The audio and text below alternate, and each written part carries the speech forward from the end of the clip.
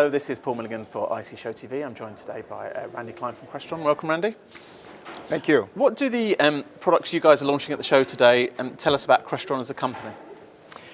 Well, great question. Thank you. I think they say a number of things. First and foremost, our company, for years, 27 years that I've been here, is hugely invested in R&D. We bring out in the neighborhoods of 250 new products every year as a company, and that's a huge investment.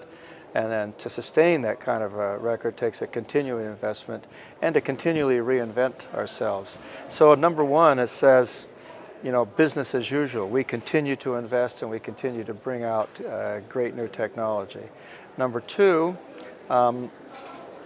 this year we've got some pretty exciting new products. We've got a new product that we call Mercury, and a new product product technology, which is the next big digital media for us, which is called NVX, and that's one of 30 or 40 new products that we're bringing at this show. But what this says is that we've chosen this show as a forum to bring these groundbreaking, and they are really groundbreaking new products, to introduce them to the world at this show. Because this is really a great forum for those products. I mean, you mentioned the sort of vast product portfolio you have. I mean, how difficult is it managing that when you go from kind of high-end boardrooms to kind of huddle rooms, small meeting rooms, kind of residential stuff? How do you manage all that kind of, the vastness of that portfolio? Years of practice and lots of commitment and a lot of hard work. Yeah.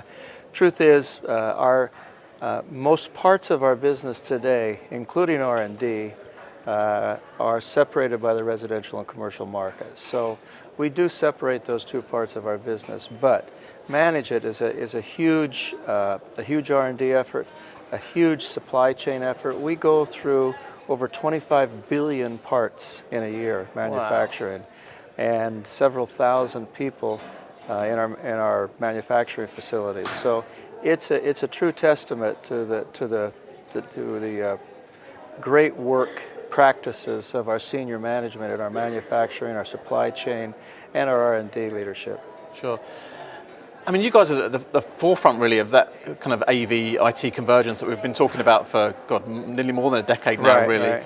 I mean, a consultant said to me recently that he said that he felt that AV-IT convergence was finished, it was done.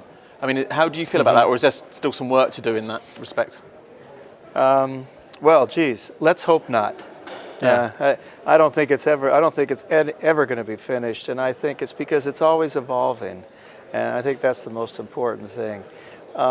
Yes, it started a long time, but you know, it first depends on how you define it.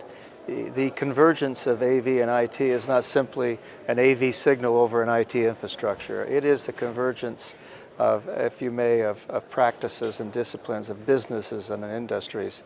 And that still evolves. However, that said, they are different, you know, and IT is the infrastructure, and it's a collection of different products, shall we say, and AV delivers the experience. And I don't think that any one will take over. There's not an AV that's going to take over IT and vice versa, because they do serve different purposes, and IT is the infrastructure. But it's just like use the human body as a metaphor. The infrastructure is the body, and there are many, many specialists. There are cardiologists, there's the orthopedic surgeons, there's specialists in the infrastructure or the human body. And so there's AV specialists within that infrastructure. Okay.